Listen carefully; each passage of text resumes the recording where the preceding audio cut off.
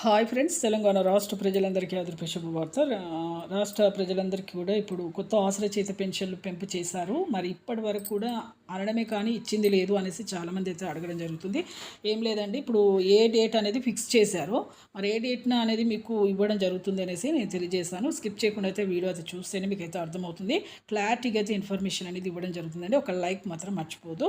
Like చేయడం వల్ల ఏమవుతుంది అంటే 10 మందికి వీడియో అనేది వెళ్తుంది, వాళ్ళకు కూడా ఇన్ఫర్మేషన్ అనేది యూజ్ అవుతుంది. మీకు కొత్తగా చూసే వాళ్ళు మాత్రం సబ్స్క్రైబ్ చేసుకోండి. లేట్ చిక్కున అయితే వీడియోలోకి అయితే వెళ్ళిపోదాం. కింద ఆల్ బటన్ సింబల్, గంట సింబల్ నొక్కండి.